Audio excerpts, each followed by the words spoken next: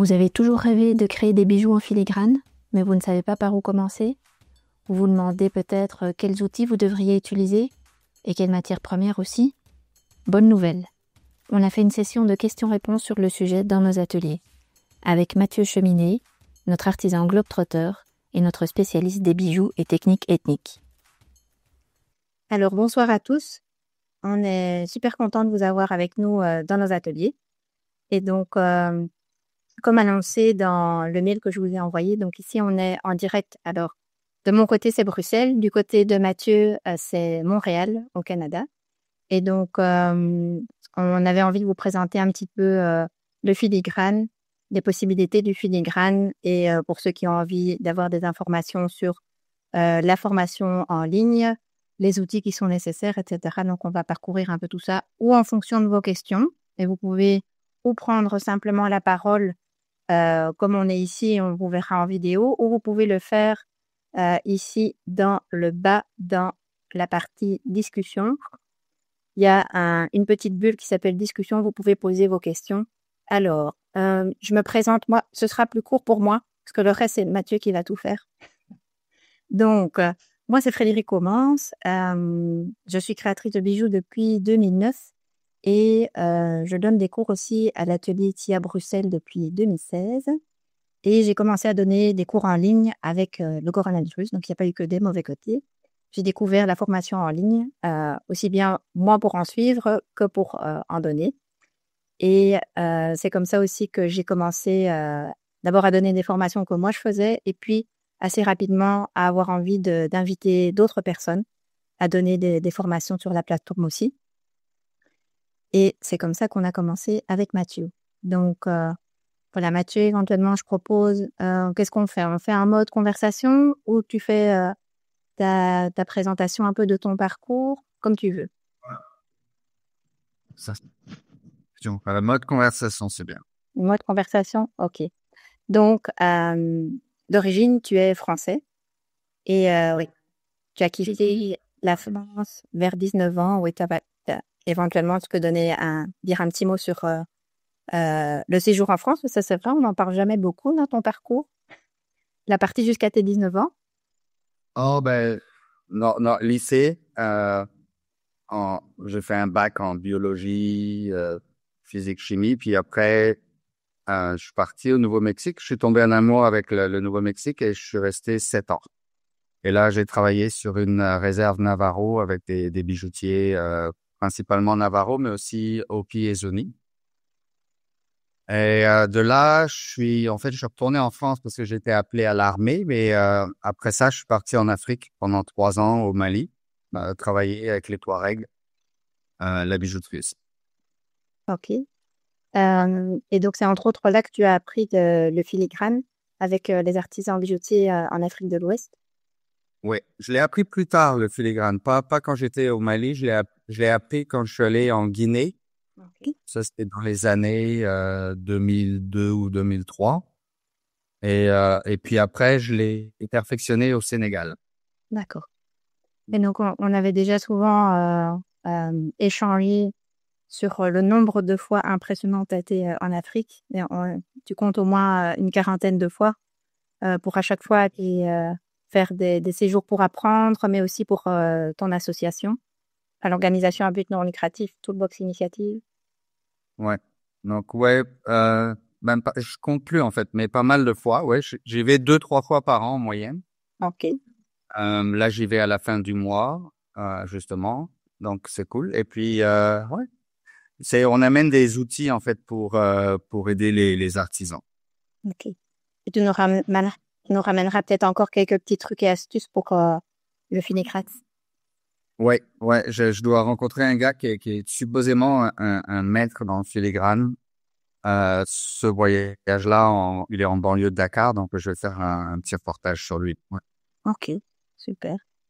Euh, je regarde un petit peu. Je propose qu'on passe éventuellement en revue les bijoux qui sont faits en filigrane. Pour ceux qui sont en contact avec la communauté sur les réseaux sociaux, vous avez sans doute déjà vu des photos passer. Maintenant, on va pouvoir les voir en vrai. Ouais, je vais passer à travers différentes choses pour vous montrer un peu, en fait, l'idée. Avant de montrer les bijoux, je vais montrer un peu avec quoi on part. Donc, on va travailler avec un fil assez fin. Donc, moi, on parle souvent de 0,3, 0,4 mm en argent pur. Donc, c'est très mou. Puis, donc, le fil, on va apprendre à le twister. Donc, comment on dit twister en français déjà? Le torsader, pardon. On va apprendre à le torsader ensemble pour avoir un fil qui est une torsade qu'on aplatit. Donc, en fait, vraiment, le filigrane, on travaille avec un fil plat, mais c'est deux fils torsadés. Et puis, ce qu'on voit, la surface ici, c'est filigrane. Donc, filigrane, ça a une origine, ça veut dire fil. J'ai oublié les mots en latin, mais c'est fil. Et les granes, c'est granules. Donc, en fait, parce que c'est un fil et on a l'impression de granules. Mais aussi, à l'époque, ils rajoutaient beaucoup de petites granules comme décoration sur le bijou. Donc, une fois qu'on a notre fil, on va former des petites parties pour remplir, en fait, un cadre. Donc, des petites parties qui ressemblent, vous les avez vues sur le Facebook et tout ça.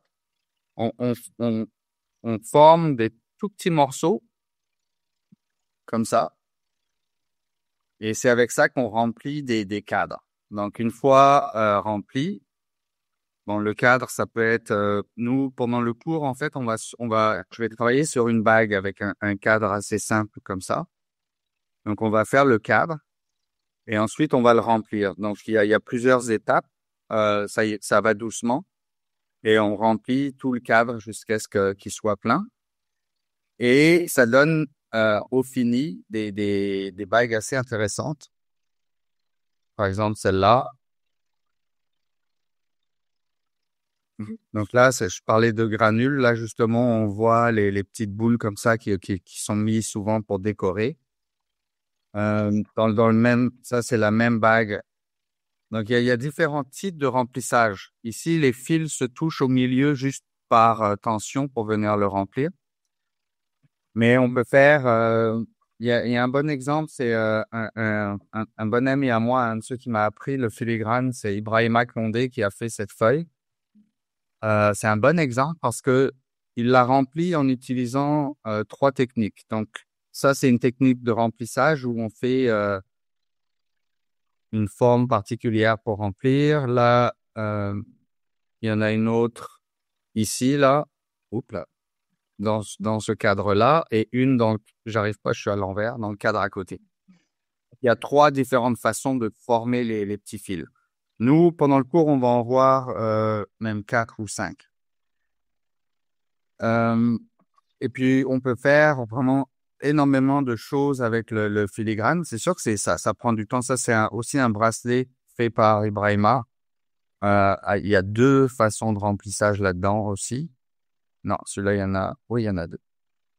Et donc, c'est un bracelet en mouvement, tout en filigrane. C'est ça. Ça, c'est une paire de boucles d'oreilles que j'avais faite, que j'ai jamais terminée. Mais qui sont très belles quand même. C'est clair. Ouais, je sais pas quoi faire encore avec, mais des fois, j'ai des bijoux qui sont de côté pendant 2 ans, 3 ans, puis quelque chose ressort. Mais ça. Puis en gros, c'est pas mal ça. On peut le cadre, on le fait à partir de fils de fils qu'on aplatit, mais on peut aussi le découper directement comme celui-là. C'est directement découpé dans une plaque. Donc, on peut faire des motifs dans une plaque et le remplir avec du filigrane, ça marche aussi. Le seul truc, c'est que les murs à l'intérieur doivent être vraiment droits. S'il y a un petit angle, c'est très frustrant parce qu'on remplit avec les fils. Et si vous avez un petit angle, le dernier morceau, en fait, il rentre avec un tout petit peu de pression. Et avec un angle, quand on rentre le dernier morceau et qu'on essaye de le pousser pour tout faire tenir, tout ressaute en l'air. Donc ça, et je pense c'est le cauchemar filigrane. C'est quand tout saute en l'air. Parce que on remplit un cadre par le dessus. Donc, si j'ai un cadre comme ça, je vais venir installer tous mes petits morceaux à l'intérieur, mais à partir du dessus. Et ensuite, il faut que tout tienne tout seul parce que je vais le retourner et souder à l'envers. Donc, c'est vraiment ouais, on s'amuse. Petit peu de patience, mais les bijoutiers connaissent ça, hein, ça va. Ouais, non, c'est bien. Ouais. Et- En gros, c'est ça, le filigrane. Ça prend beaucoup de patience. J'ai des morceaux qui viennent, c'est un peu similaire. Ça vient du Népal. Donc, ils font un peu de filigrane en Asie comme ça, sauf que c'est pas du fil torsadé et c'est toujours soudé avec un fond. Mais l'idée est le même. Donc, le côté est pareil comme ça. C'est soudé sur une plaque. Quand on a une boîte comme ça, c'est toujours soudé sur des plaques à plat. Et ensuite, on forme la boîte. Ce qui est magique avec le filigrane aussi, c'est que ça a l'air très, très fragile.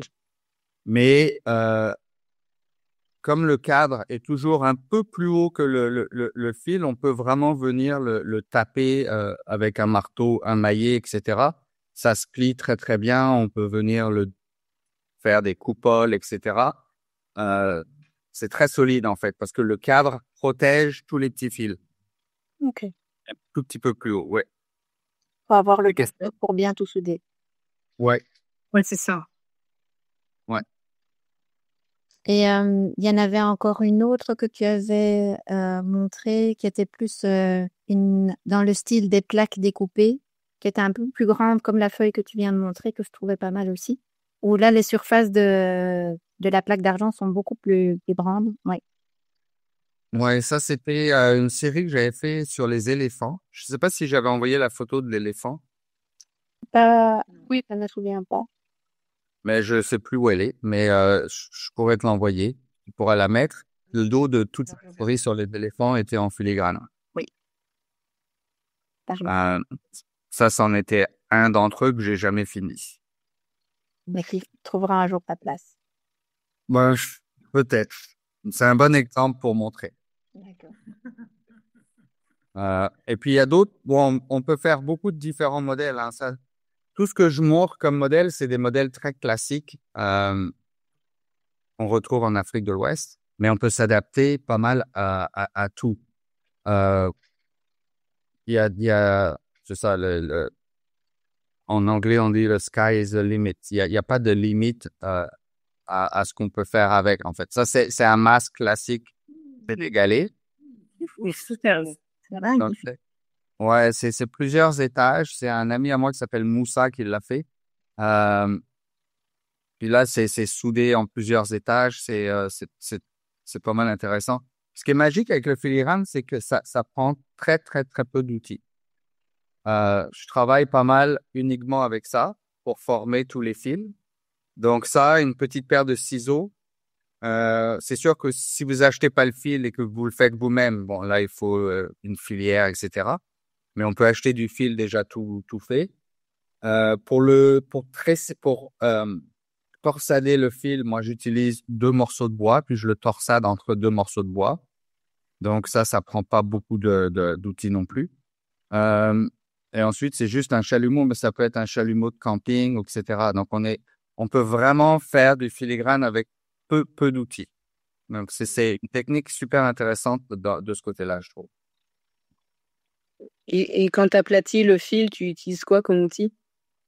Ah ben, tu m'as eu. Non, je plaisante. Euh, un laminoir, mais ça se fait au marteau. Pendant le cours, je vais vous montrer comment on peut l'aplatir au marteau. Ça se fait très, très bien. C'est pas aussi égal qu'un laminoir, mais avec l'expérience, pratiquement. Ouais, ça s'en vient là. Avec l'expérience, oui, nous sommes d'accord. Non, c'est juste des tout petits coups de marteau, puis on arrive à faire un très beau plat en général, ouais. J'imagine que la forme du marteau va aider. Si on a un marteau d'une bonne forme, ça va se faire plus facilement, je dirais. Oui, oui, c'est, mais je pense, non, n'importe quel marteau, ça marche bien parce que c'est de l'argent pur, donc ça se forme très, très facilement, par contre. Ok. Ouais. Est-ce que, alors, pour le cours, qui va avoir lieu en ligne avec les 3 jeudis soirs à 19h. Donc, ça va être principalement sur la bague. Peut-être on va remontrer la bague, parce que ça, c'est la base pour pouvoir apprendre le filigrane. Ouais, on va faire une bague comme celle-là. Bah, en fait, c'est un peu pareil, celle-là. C'est juste le cadre qui échange un petit peu. Ouais. Et donc, sur base de celle-là, on va apprendre toutes les étapes, on va dire, de A à Z pour faire le filigrane, pour pouvoir mettre en forme aussi, et pour ne rien perdre, comme on disait, de tous les petits éléments de filigrane.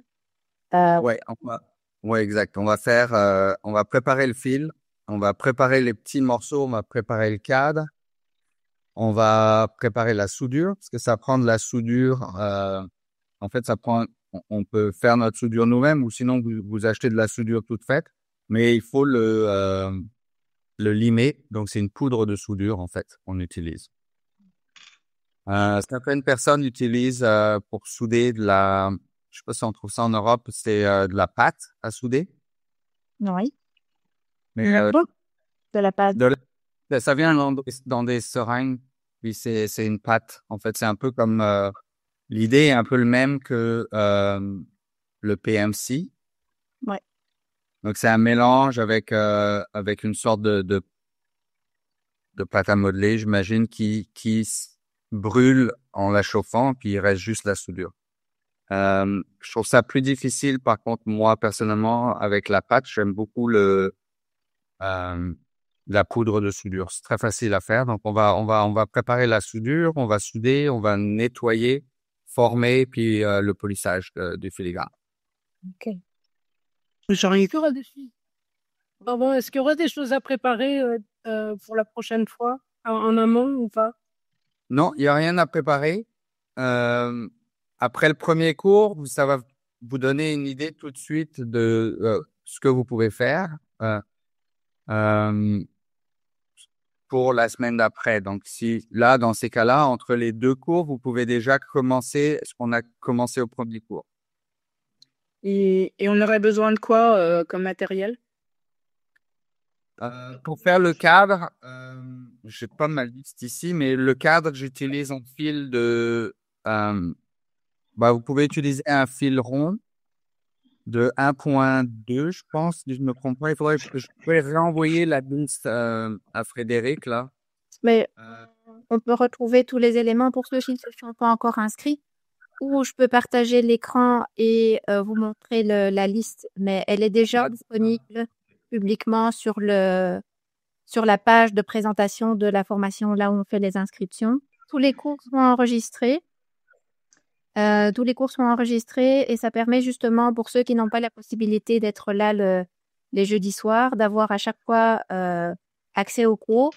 En général, il est mis dans maximum un délai de 3 jours sur la plateforme pour que je puisse faire le montage, éventuellement mettre les chapitres des 2 heures de formation.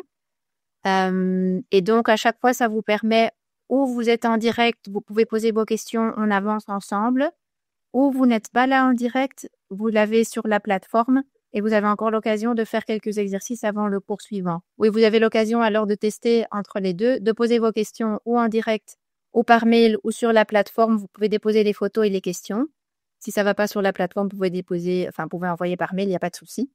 Et voilà, je dirais dans l'ensemble, c'est ça. ouais, le troisième cours. Dis-moi. Enfin, dis-nous. Non, je disais le troisième cours, oui, c'est comme tu dis, c'est là quand je vais être au Sénégal, je vais donner un cours avec une école aux États-Unis et pour la première fois, je vais essayer de le donner directement dans un atelier d'un bijoutier là-bas et en commun avec il s'appelle Modou et mais je vais aussi le filmer. Donc au troisième cours, je vais vous le montrer. Ce qui s'est passé un peu pendant ce cours. Donc, vous allez pouvoir voir vraiment un professionnel du filigrane en train de le faire. C'était beaucoup plus agréable que de me voir en train de le faire. Non, mais c'est quelque chose. il y a savoir faire du filigrane et puis vivre du filigrane. Moi, je trouve que c'est une grosse différence.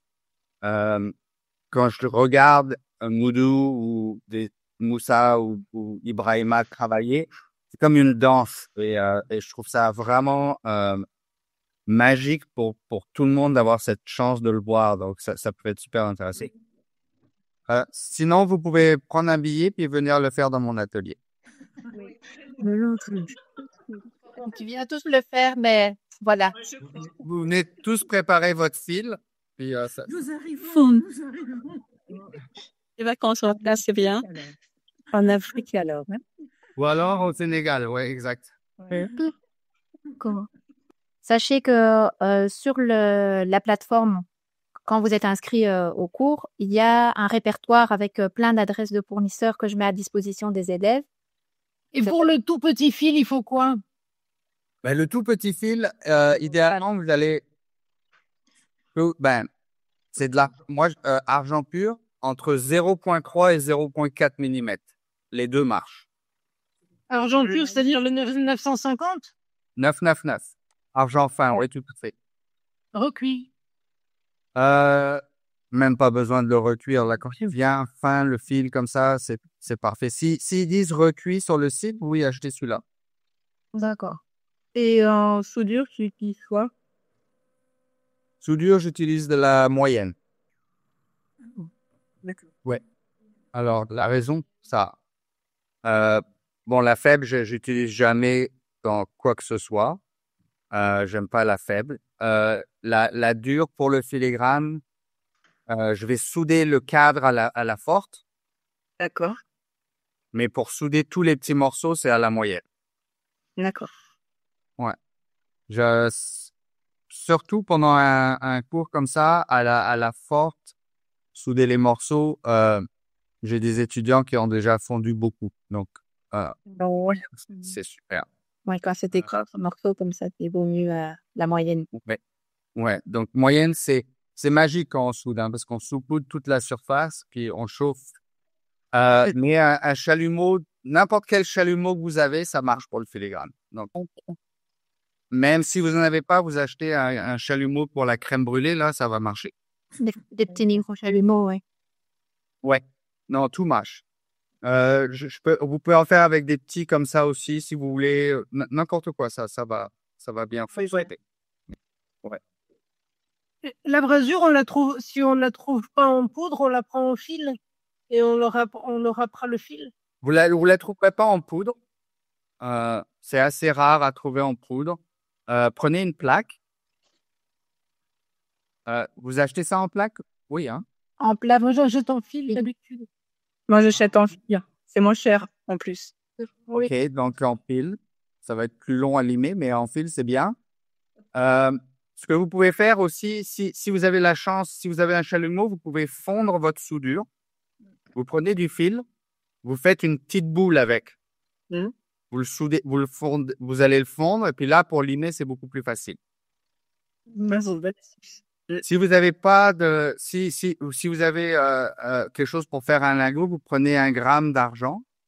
Puis là, vous prenez un demi-gramme de bronze, vous fondez les deux ensemble et vous avez votre soudure. Ah ouais.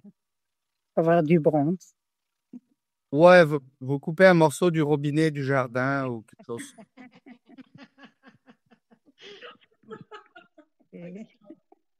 Toujours le mot pour.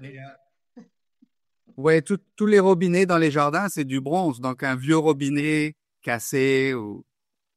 Tout est récupérable avec Mathieu. Mais ça fait la soudure, ça fait de la super soudure moyenne de faire ça. Si vous voulez de la soudure faible, vous rajoutez un tout petit peu de zinc et ça fond un peu plus vite.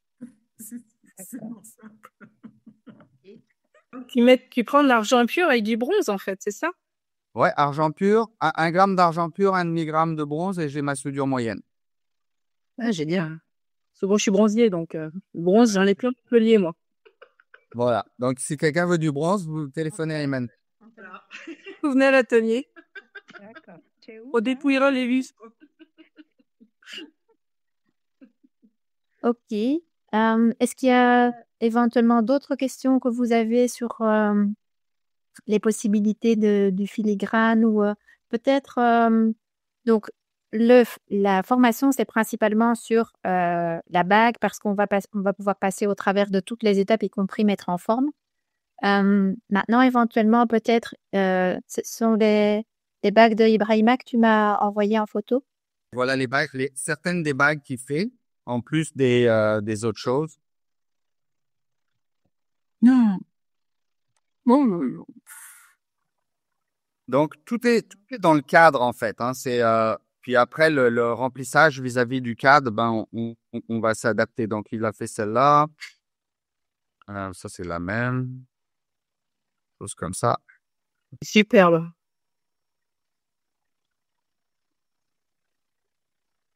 Ouais, celle-là est magnifique. Ouais. Donc, Très moderne en plus. Hein. ouais, il y en a, celle-là, c'est assez marrant comme forme. Ah, c'est rigolo. C'est On dirait une couronne. ouais, assez simple à faire. Mais en tout cas, il en fait vraiment, j'en ramenais souvent beaucoup pour les vendre pour lui. Puis là, c'est ce qui reste, en fait, à travers les années. Mais, donc, c'est ça. C'est des bagues d'Ibrahima. Elles sont très belles. Oui. Alors, il y a peut-être juste encore une info que je vais donner parce que j'ai des personnes qui m'ont posé la question par mail. Donc, il y a la possibilité aussi, si vous souhaitez d'étaler le paiement de la participation au cours, vous avez la possibilité quand vous allez faire l'achat, quand vous arrivez dans la partie pour conclure votre achat, vous avez une proposition de payer en 3 fois. Voilà. Alors, quand vous êtes sur le site et que vous faites le choix pour la formation, vous avez ce petit sigle-là, ALMA, qui est ici en haut, qui s'affiche et qui vous propose de faire un étalement de paiement et qui vous dit déjà les dates auxquelles l'étalement du paiement va se faire. Donc, sachez que c'est une possibilité. Si vous avez envie de participer et que vous n'avez peut-être pas le budget pour payer tout en une fois, vous allez pouvoir l'étaler sur 3 mois, c'est sans frais supplémentaires. Ça va? Après, vous avez accès sur la plateforme de cours à tous les enregistrements, donc ce qu'on appelle les replays. Et donc là, vous allez pouvoir même faire répéter Mathieu 15 fois s'il faut. En play, stop, jusqu'au moment où tout est bien compris et tout vous permet de faire vos bijoux en filigrane. Donc oui, il n'y a pas de souci, tout sera enregistré et mis en replay sur la plateforme. Et puis, s'il y a des choses que vous comprenez pas dans le replay, vous pouvez toujours envoyer un email et poser les questions que vous voulez.